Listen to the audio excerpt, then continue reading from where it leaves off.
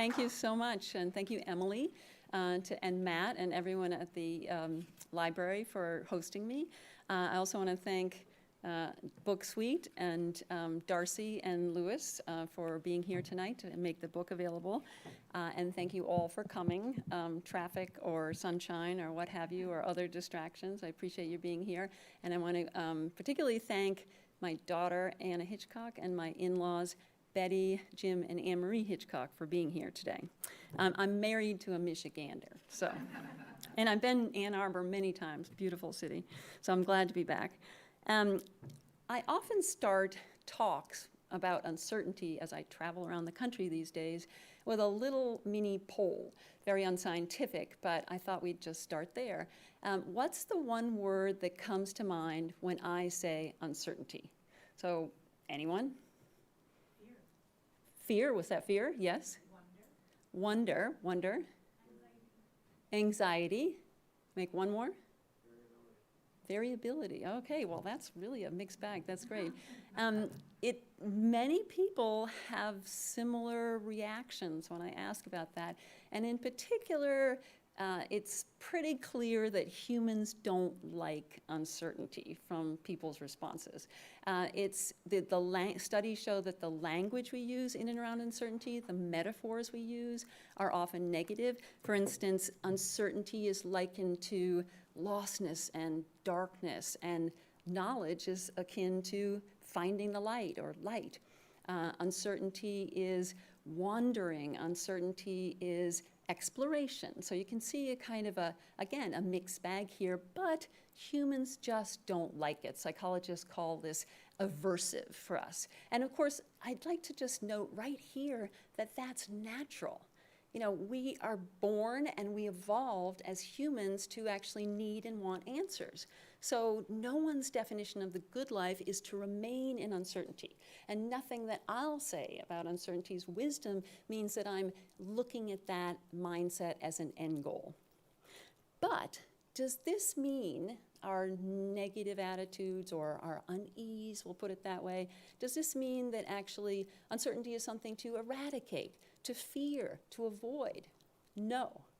Actually, there's a very new science, an exploding science of uncertainty, that is beginning to show us that uncertainty, well, we've misunderstood it, to put it mildly. Our assumptions of uncertainty as weakness and inertia are very often wrong. At the least, there's a more complex story to tell. And so today I'd like to share three facets of uncertainty's wisdom with you. First of all, the unease that we so often feel when we're unsure is actually a gift. Secondly, uncertainty is incredibly critical to human adaptability. And third, it's a foundation of good collaboration, of working together. And of course, adaptability in times of rapid change, as well as collaboration, working together, couldn't be more important and more timely at a time in our era of polarization and neat, pat, clickable answers. So I hope you'll leave tonight with a little bit different understanding of uncertainty, and see it perhaps as something that's more enticing than when you walked in today, even more productive. And before we go a little bit further, I just want to also just define uncertainty, because you might also, even be wondering at this moment, what does she mean by uncertainty? I mentioned the word mindset and then, of course, unease. But just to make it a little bit more simple, experts now pretty much agree that there are two major kinds of uncertainty. So one is called aleatory uncertainty. That's just what humans can't fully know. So say there's a storm coming our way and there are mathematical models and meteorological predictions that show, it's going to be a big one. However, you don't know on the day the storm hits whether it will dump 4 or 16 inches on your backyard. That just shows what humans can't fully know. So we might get an understanding of likelihood from probabilistic reasoning and mathematical models, but we can't fully know. That's aleatory uncertainty. And then in complement to that is what's called epistemic uncertainty, or really our uncertainty, psychological uncertainty, you might call it. So that's just in a nutshell what the human response to the unknown. So the storm might be bearing down, or you might just hit that surprise traffic jam when you're trying to get to an important meeting. And anytime, with things like that, when you face something new and unexpected and ambiguous, you get the idea or the chance to actually recognize the limits of your knowledge. So the traffic jam hits, you're surprised, the app might show you a better way, it might not, your boss might be furious, he might understand, et cetera, et cetera. It could be this, it could be that, it might be this. That's uncertainty, not full-blown ignorance, but uncertainty. And of course, again, we have an experience of feeling caught short, and yet a hint of possibilities. So let's drill down and circle back to that unease that I've been talking about it, because that really is a very primary response to people. And I want to talk a little bit about here your brain on uncertainty. And these are actually depictions of the brain cell called the neuron. On the left is a network of neurons in the hippocampus, the seat of memory. And on the right is the pyramidal neuron, which is the biggest neuron in the brain. And it's very, very important. Its workings are extremely important to uncertainty. And I'll just add that these are drawings that were done in about 1902 by the father of neuroscience, a Spanish scientist, Santiago Ramon Cajal, who actually was the first to understand the neuron as an independent cell and also understand the way neurons speak together and communicate to create thought, basically. So it's a kind of a tip of the hat to him because he was such an incredible artist as well as a scientist. So when we meet something new, unexpected, and ambiguous, what happens, when you're unsure? In essence, that unease comes from a stress response. At that moment, your body and brain kind of spring into action, and back to the traffic jam, your heart might race a little bit, your palms might sweat, and your cortisol levels might rise. That's typical, stress responses. But only in recent years have scientists begun to unpack what's happening in your brain when you're unsure, when you're meeting that something new.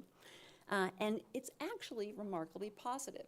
So when you're unsure, your brain literally becomes more receptive to new knowledge, at the neuronal level. Your focus broadens and sharpens. In fact, studies of emergency room doctors show that when they're in a sticky clinical situation and they're unsure, they report that heightened attention that, of course, is very important for allowing them to perform well in that situation. And as well, your working memory improves, hence the hippocampus. So what is uncertainty? Wow, well, it's actually a signal. Your uncertainty is a signal, and as one neuroscientist told me, uncertainty is the brain telling itself there's something to be learned here, which is a wonderful, synopsis of what's going on.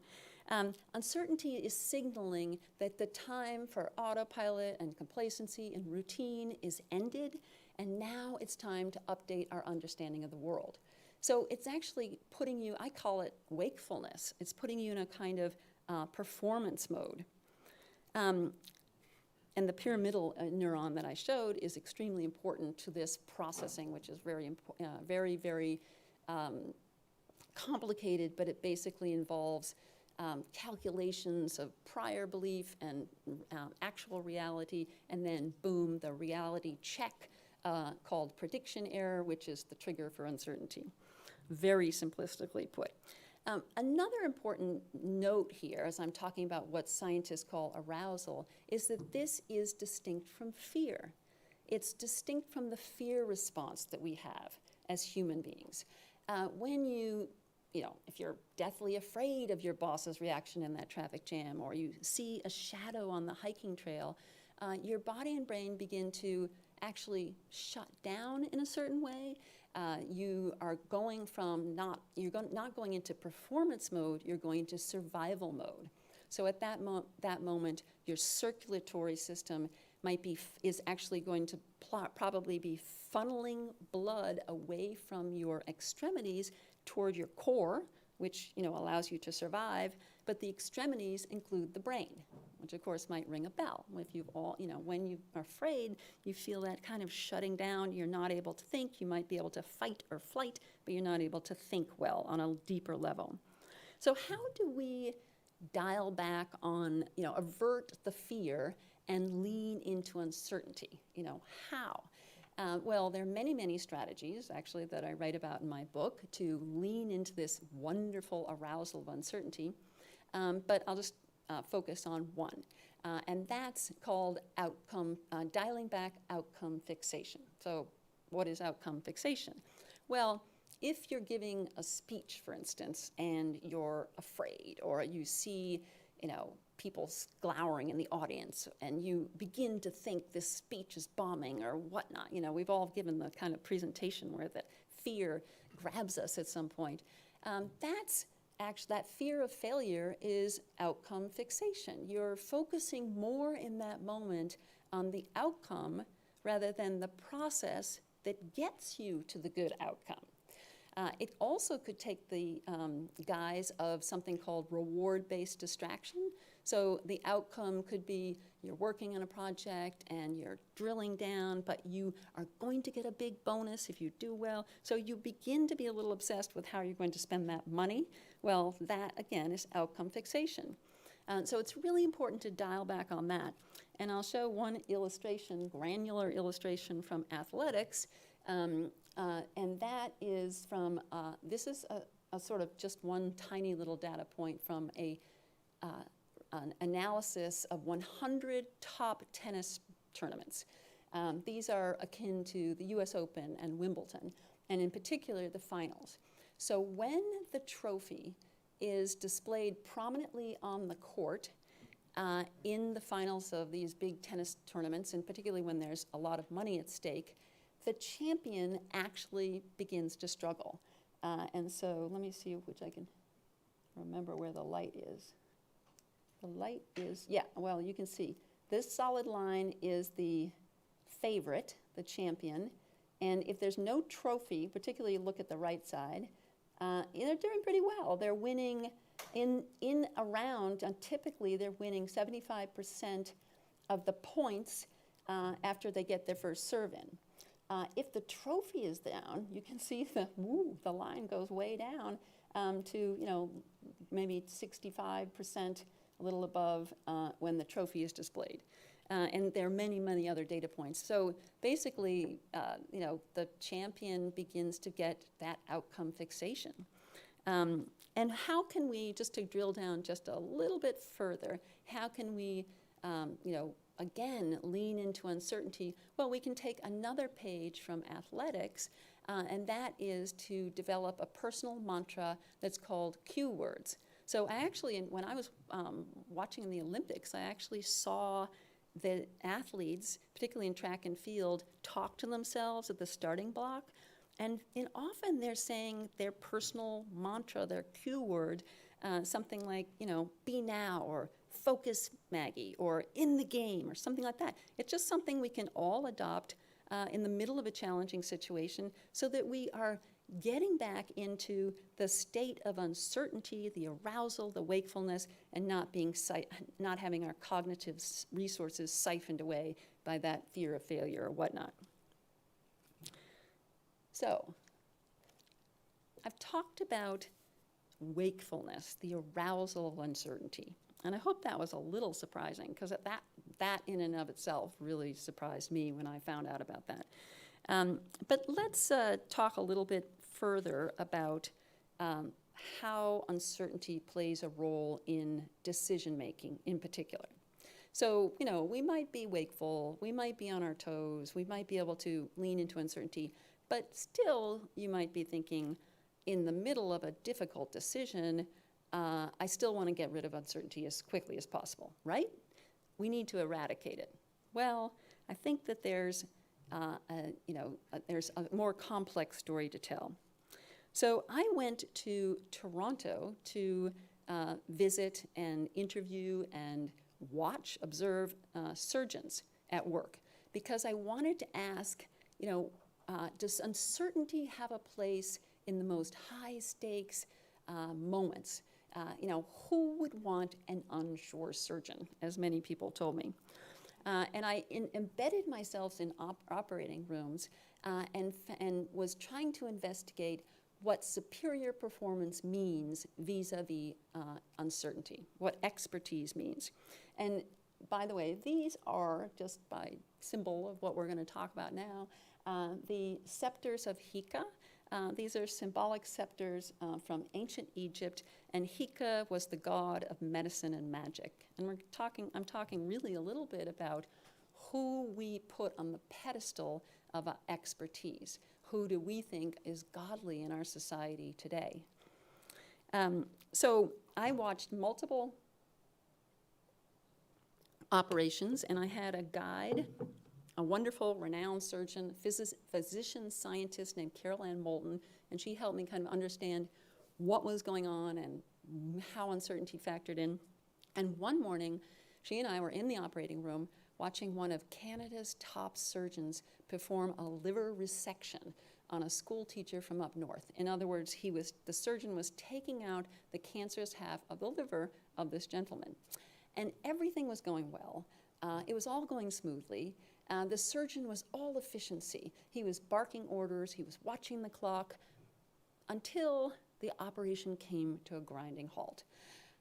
I could see sweat on his cap. There was a telephone ringing that went unanswered.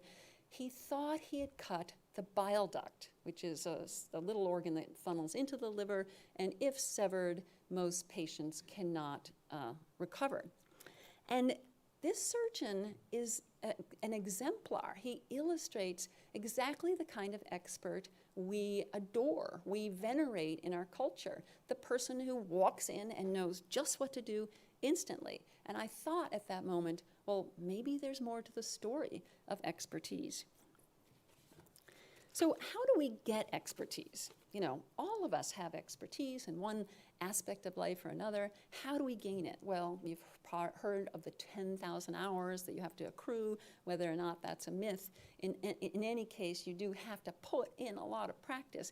You gain experience, you learn the material until the knowledge does become second nature, until we gain know-how.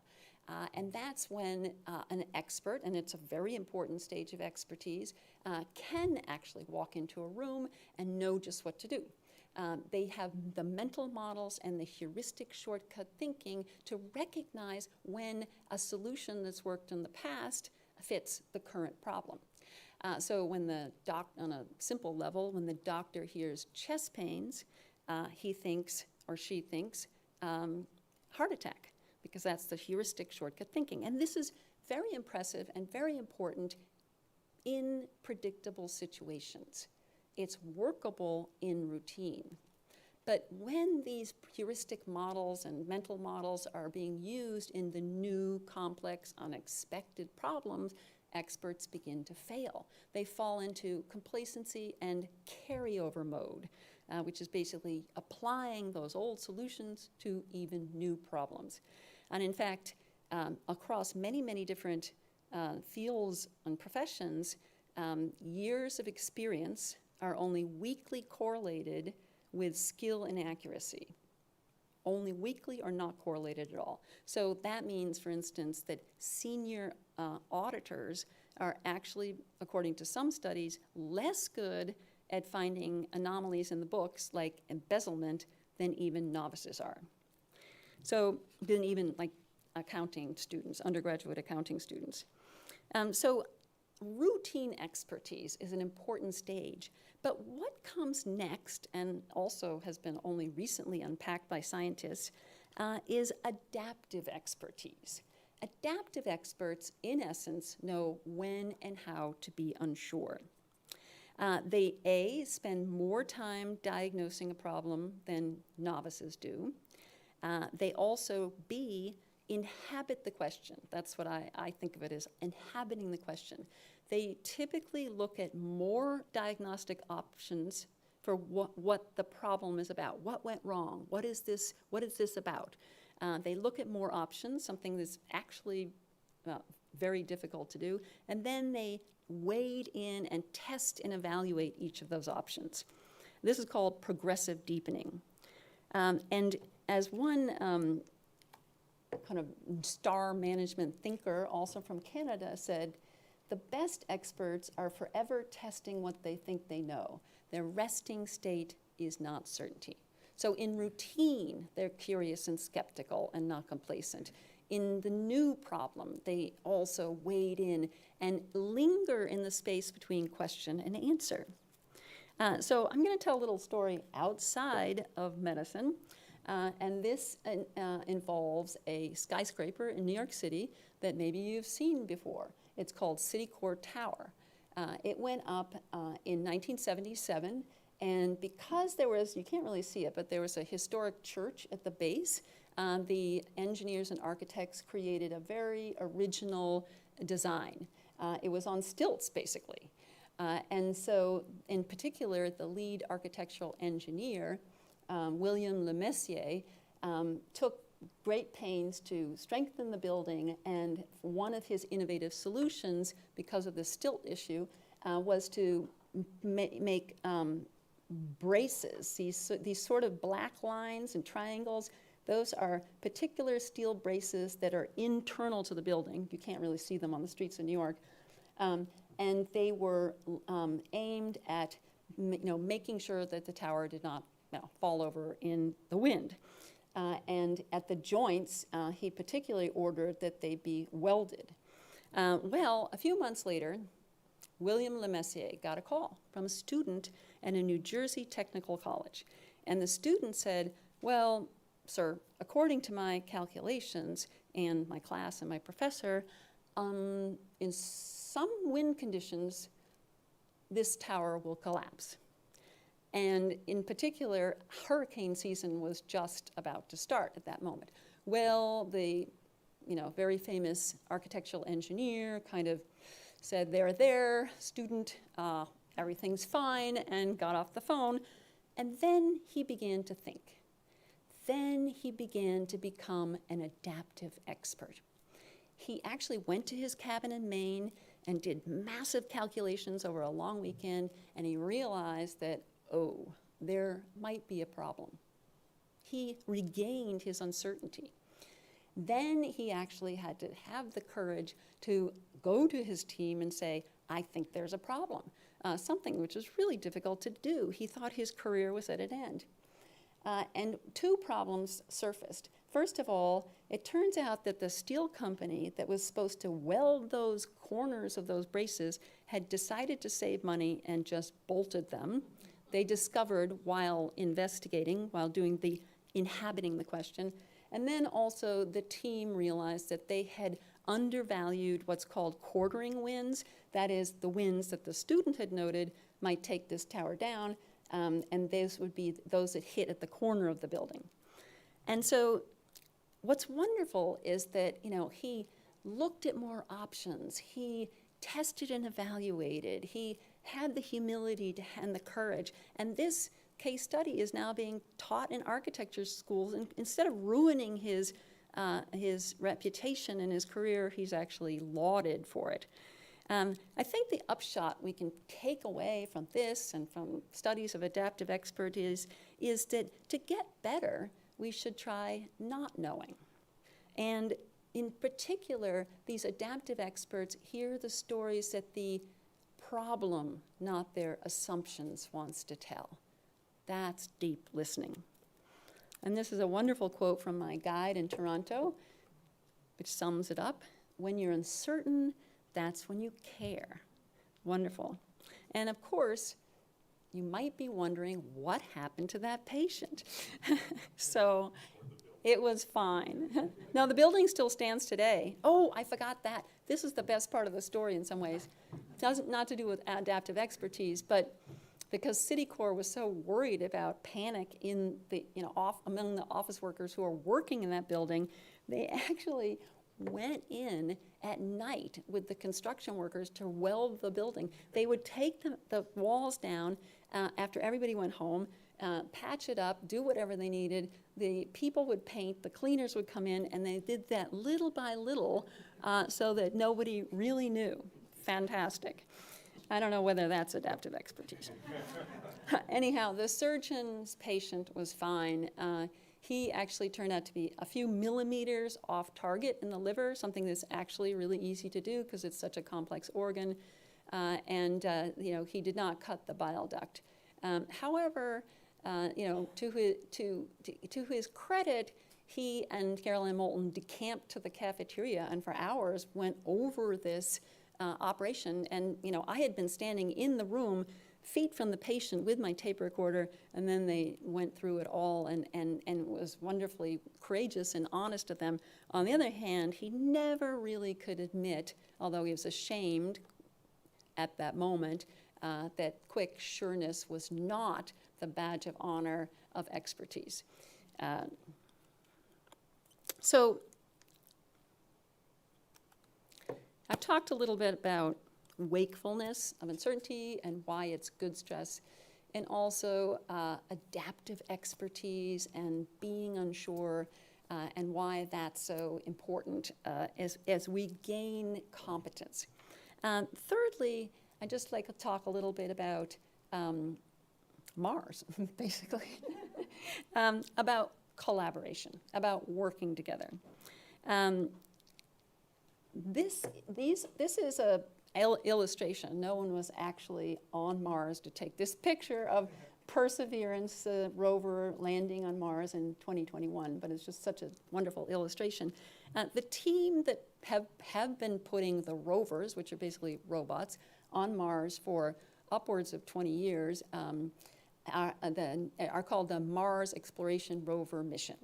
And they are a NASA team which is highly diverse and have worked together all, for so many years, and they're, incredibly diverse on multiple levels, and they're considered one of the most innovative in space exploration history. And as a result, they're one of the most studied in space history. And, computer scientists and anthropologists and sociologists and psychologists have come in and dissected almost everything they've said or done to understand the secrets to their success. And so I'll tell one little story about what happened one day. This was a few years ago, not to Perseverance, but I think Spirit or Opportunity. And someone on the team uploaded faulty software commands to the rover. And this, of course, jeopardized a robot worth hundreds of millions of dollars. So the lead project managers, you would think, would call everyone together and exhort them to get on the same page, or, let's get that all for one mentality again, right? No, they didn't do that. And what they did was remarkably surprising. So let's drill down a little bit into what being on the same page is and does. In essence, no matter how diverse a group is, the being in agreement on a team or a corporation, or let's talk about a team or a group, basically has a tremendous amount of cascading negative effects, just the state of agreement. The group begins to see themselves as more similar than they really are. They become less willing to challenge one another. They also mistake their fluency, the ease, the agreement itself for success. And in Ann Arbor, actually, one of the most classic studies of, I'm not going to say that, but one of the most classic studies of this sort of, workings of groups actually was done at the Washtenaw County Courthouse. And you can read about it in my book, but it was a study of juries. They weren't actually during a trial, but it was actual jurors before they got taken for a trial, and they were divvied up by a graduate, he was then a graduate student at the University of Michigan. Now he's a very, very noted sociologist at Tufts, Samuel Summers. And he basically created diverse and homogeneous jury pools. And in a nutshell, and this was rate by race, but what I'm saying also contends for other kinds of diversity. The homogeneous jury pools were, he called, in a nutshell, lazy information processors. They jumped to conclusions. They didn't seem to interested in the facts as much as diverse groups, and they also, didn't go back and correct, and they also kind of almost taunted anyone who was interested in dissenting from the quick agreement they had come to. What is the antidote to this lazy information processing? Well, as you might guess, it is disagreement, or airing differences, or airing dissent, being comfortable airing dissent. When a group has this kind of dynamic in place, they're more creative, more accurate. Their discussions intensify, and what's really interesting is that they begin to unearth what's called the hidden profile of individual information, the individual knowledge that everyone holds, but that is often not surfaced when a group is in agreement. And why does this, and that was true of the jurors, that's true of Mount Everest climbing teams, that's true of the Supreme Court, and it's true of workplace teams. Why does disagreement work, though? I mean, in today's society in particular, we might think naturally that it's because the right side wins in the argument, victory, right? Zero sum.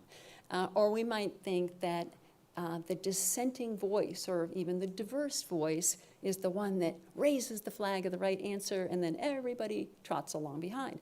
But that's actually not how disagreement really works when it comes to bolstering superior collaboration. Because even a dissenting or a disagreeing voice that's wrong, someone who has a wrong point, they aren't actually right, still bolsters group performance. Why is that? Because disagreement, right or wrong, actually creates a new group dynamic that in essence allows uncertainty to operate. So disagreement and uncertainty is what creates superior collaboration. The group becomes more questioning, more skeptical, more willing to question each other, more willing to dig deep, etc. And particularly, they're more able to understand what the group doesn't know, which is, of course, the foundation for all learning. You need to know the limits of your knowledge.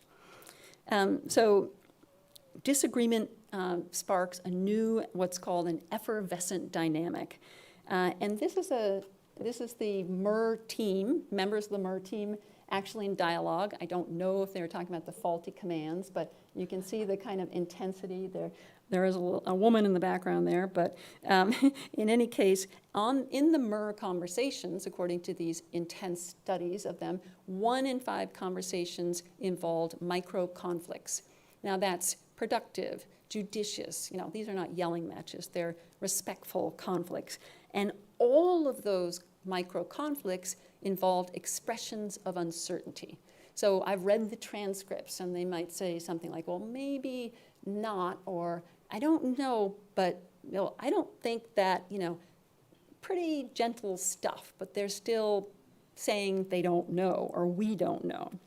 And I think that that's really important, and at the time of the faulty commands, what the managers, the project leaders actually did was, first, they put the robots, the rovers, to sleep. They sent everyone home for a long weekend of reflection, and then when they came back, they had this all-hands meeting, and they basically exhorted the team to get back to a place of questioning.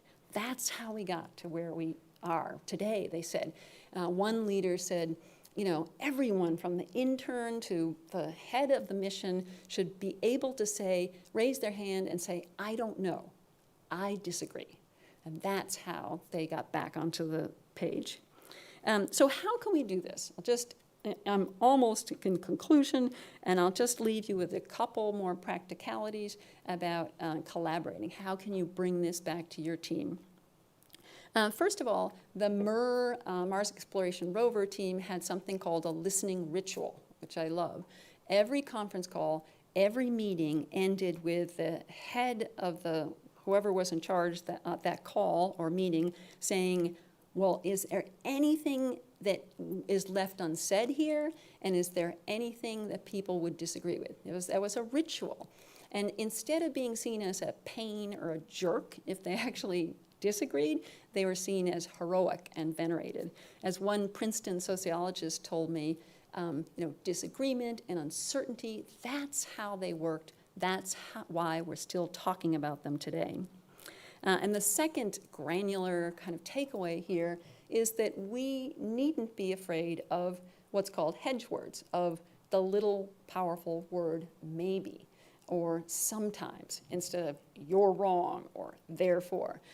Studies show that leaders or others who use hedge words, even in difficult conversations, are seen as A, more receptive, more approachable, and B, they signal that there's something more to know just by using the word maybe.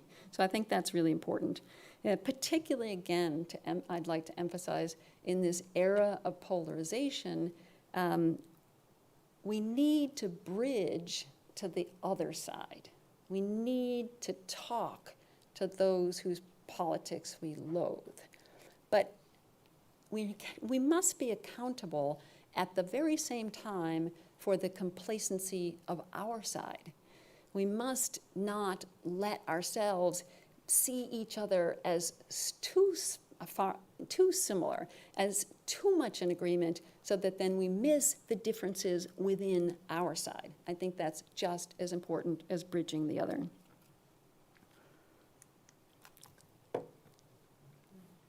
Another Ann Arbor artwork.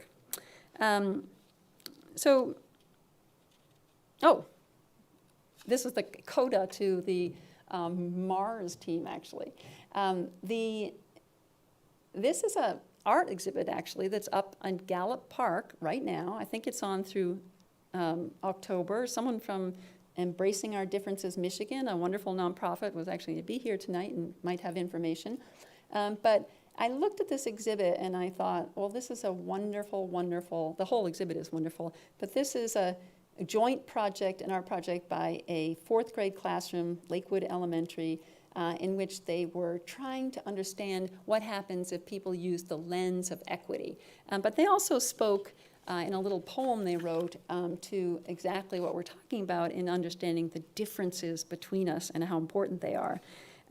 They talked about every gaze a unique view and that sees what works for you and not for me. I love that. What works for you and not for me. Not smoothing over all for one. We need our differences, because why bother to come together unless we are trying to become more than the sum of our remarkable parts. So finally, in conclusion, today, of course, as we know, volatility is rising in so many sectors. Precarity in jobs, 24/7 work. The IMF has called this the decade of uncertainty. Geopolitics and weather patterns are erratic. It was a long list. But the question is, how will we respond? The costs of retreating into our airtight convictions and our knee-jerk solutions are rising. And of course, uncertainty is not a panacea. But if we can begin to recognize that at any one given moment we might not know, then we can free ourselves from the destruction of a closed mind. And I am actually very hopeful, because I think we are on the kind of cusp of a seismic shift in humanity's approach to not knowing. I think we're finally beginning to discover the frontier beyond just knowing. In medicine, scientists are beginning to try to diagnose, to understand interventions that will help treat over-treatment and over-diagnosis on the part of doctors and other healthcare professionals, and by teaching doctors and also medical students to leverage their uncertainty, to understand that it is a skill and to grow more skillful at uncertainty and not knowing. This is a huge shift in medicine. In AI, some of the most top leaders in the field are urgently working to reimagine artificial intelligence so that we can have robots and models that are unsure of their aims. It's very complicated, but AI is just built on a very narrow definition of intelligence that basically means a rationalist being will attain its goals however it can.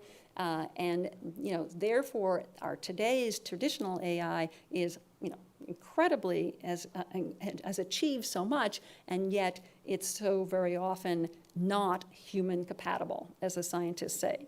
So, for just one example, would be a human working with a cop robot will, in chasing a suspect down the street, today's traditional AI will maybe think that it's a 70% chance that that suspect is guilty, and communicate arrest or worse to the human cop, but they're not communicating the 30% chance that it's not that person is not guilty.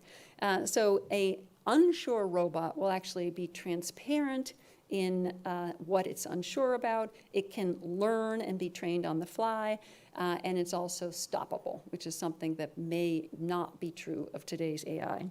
And thirdly, and lastly, in terms of our own psychological uncertainty, there are now efforts to actually train people and treat people for mental disorders, especially anxiety, by simply laser focusing on bolstering people's tolerance for uncertainty. So that's actually a personality trait, just like being shy or amiable or conscientious. Your uncertainty tolerance is this sort of where you sit on the spectrum of seeing uncertainty as a threat or a challenge. And there's a host of people who are really intolerant of uncertainty, were more in denial during the pandemic. They're more rigid thinkers. They dislike surprise, and they are more vulnerable to these mental disorders. So simple steps. I actually swim in the ocean almost every single day, and I don't know why. I started in COVID, and the pool's closed, and I really loved it, but I didn't know quite why, the degree. I felt so much strengthened by this. It's sociable, it's exercise, but there's something far beyond. I finally realized it's my daily dose of uncertainty. It's an unknown. You never know what you're going to get when you step into the sea. And even today, I was swimming at Fuller Park Pool, which was wonderful, and it was so foggy, that was a bit of an unknown too. I could find my way there, but in any case, I'll leave you with just one quote from the book.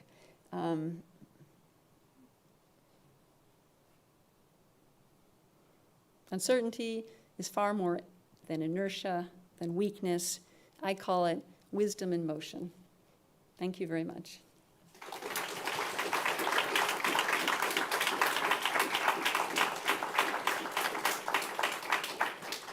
All right, thank you so much for that wonderful talk. So we have time for a couple of questions. So if you have a question, please raise your hand, and then I'll go over to you with the mic so the folks at home can. Did I see? Oh, yep. Hi, so we're in the heart of automotive and traditional automotive, and they're being threatened by startups that are developing electric cars. And there's a whole lot of technologies associated with batteries and autonomous vehicles, and a lot of the breakthroughs seem to have occurred in tiny little companies, 2, 3, 5, 7, and then the big companies like Ford and GM have to respond to that, and they seem to put together teams of hundreds and spend billions of dollars to do what these small companies are doing sometimes out of the garage. And I was wondering if that's somehow related to this idea of uncertainty. Mm-hmm.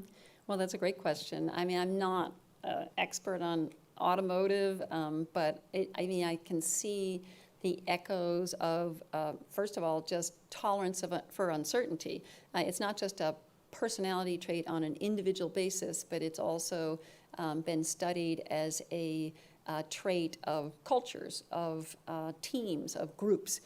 So a intolerant of ambiguity or uncertainty culture would, again, be more rule-based, less improvisational, more. I know that there's actually been one huge study, 75,000 workers, and it was more related to HR, but it was people in leaders in intolerant of uncertainty cultures would actually have trouble selling training or getting people to want to do training because people felt as though it was going to jeopardize their career. They felt like the messages of growth and, we're all going to be stretched and all this sort of thing was shaking their foundations because they really needed to, operate on that kind of, rigid ideas of predictability. So I think that it can be cultural. That doesn't mean that it can't be. I don't know whether that's it. There's a larger group would be less tolerant of uncertainty. I don't know if that's the case. I think it would be more in the culture itself and also perhaps the personality of the leader. And I think one of the interesting things too about this idea of personal tolerance of uncertainty and then cultural tolerance of uncertainty is that you kind of have to calibrate both as a manager, as a leader. Through this book, my book, I actually came into contact with the number 2 head of digital social transformation in Ukraine.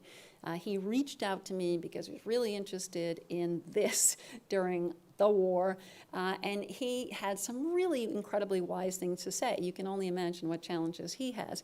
But he, for instance, Kostya Koshlenkov is his name, and he's written about leadership in times of war, and he said that his own assistant was extremely intolerant of uncertainty, and he had to, calibrate his, work with her to her intolerance, but at the same time trying to help her become more, I won't say comfortable, because that's not the point. It's not comfort with uncertainty, it's skill with uncertainty. And I think that's a really important, interesting note, to calibrate to the strengths and weaknesses of the team, while at the same time pushing toward more tolerance of uncertainty and ambiguity. And one thing he also mentioned was, his Monday morning message would be, of course, as you can imagine, filled with uncertainties. There's nothing the same any 2 hours in a war. At the same time, he was very careful to always put out that missive at the same time on Monday morning. So there was this little bit of temporal predictability for the team. They could hang on to the fact that at least they were going to get it at the same time, the same day, which I thought that was really interesting. I think we got time for one more question. Sorry, okay. Oh, I'll be short. Maybe we can have 2. I was struck in your talk, you prioritize sort of the psychology of uncertainty, right? Whether individual sort of personality traits or collective group communication activities. But I have to confess, I find it kind of hard to make sense of the meaning, experience, and significance or consequences of uncertainty when you strip out social context, historical circumstances, and even sort of existential stakes, right? So like uncertainty, in a laboratory isn't the same as uncertainty in an exam room, in a courtroom or a traffic stop, right? Like on the baseball diamond or in Whitewater Rapids, right? And also uncertainty like in romance. Uncertainty at the beginning of a romance can feel intoxicating and invigorating. A few years down the line, it can feel infuriating. And then if it's even further down the line and you're uncertain whether your partner's cheating on you, it's like, enraging, right? And deeply unsettling. And, and am I uncertain about whether my soul, what's the state of my soul after death versus the return on the big investment I just made versus, a whole series of other activities. So I'm just wondering how those factors fit into the way you're thinking about uncertainty and talking about it in the book. Well, certainly all of the research that I mentioned tonight comes from a certain context. I don't think that means we can't extrapolate, learn. I'm not a NASA scientist, but I can learn from them. Others are, and that's why many researchers descended in order to understand the wider repercussions of their success. You'll have to read the book to find out a lot more about all of what you talked about. But I'd say, yes, I'm very aware of, and I think very much would agree that context is important. I think there's nothing that I didn't say which is fairly existential, and I'm really interested in that because that's what I do. I look at big questions related to humanity and especially the aspects of humanity that are misunderstood. In a short talk, you can't say it all, but all of the points that you made, I have grappled with for many long years, and probably not only to a certain degree, and I'm only trying because I think we, live in a culture where, and it's true, uncertainty hadn't been studied, even in psychology, as in take the bull by the horns, actually dissect it, understand its workings. And now there's a renaissance, or it's not even a renaissance, not even re-attention, it's a new explosion of research in the business world, in medicine, in AI. Where have we been in talking about uncertainty? That's what I came up again and again and again. It's fantastic that we are, as our certainties are crumbling, as John Dewey, the philosopher, noted, the quest for certainty that is certainly, entranced Western civilization so long is beginning to be, to crumble. And so we're now at a crossroads, I'd say, and where we can go forward and look into these questions and the answers that are truly embryonic, that are insufficient, that we only are beginning to unpack, or we can retreat into the costs, the grave costs of the quick and sureness that are certainly really solidifying in some parts of our society. So that was really well put, and I hope you enjoy the book. One short one? So, one tip from your book, if we want to be more personally accountable for being more accepting of uncertainty, what is one tip from your book that we could take ourselves and practice so that we become more, I know you don't like the word comfortable, but more comfortable with uncertainty? And I know you're going to tell me to read the book, but maybe just tell us one thing that we could practice to become more accepting of uncertainty in ourselves and others. Thank you. Yeah, no, and all of the keywords and all of these tips I think are all really important, but I would say start with that unease. Start with the unease and just tell yourself when you're uneasy, that's good stress. And I think that's a reframing and a kind of mental beginning that's really, really important. It can start with dialing back outcome fixation. It can start with even just expecting uncertainty. There's a lot of work in studies related to learning in dynamic environments in which they're literally studying people who expect uncertainty. You walk into the Monday morning meeting and you think, it's going to be more of the same, blah, blah, blah, and you're shutting down on the signal of uncertainty and your ability to wake up to the changes, to the nuances, and to the other perspectives in the room. So expect. I didn't grow up in a predictable situation, but at the same time, I come from a culture that venerates predictability and stability. And writing this book changed my life in so many ways. And one was it upended my understanding that maybe predictability isn't.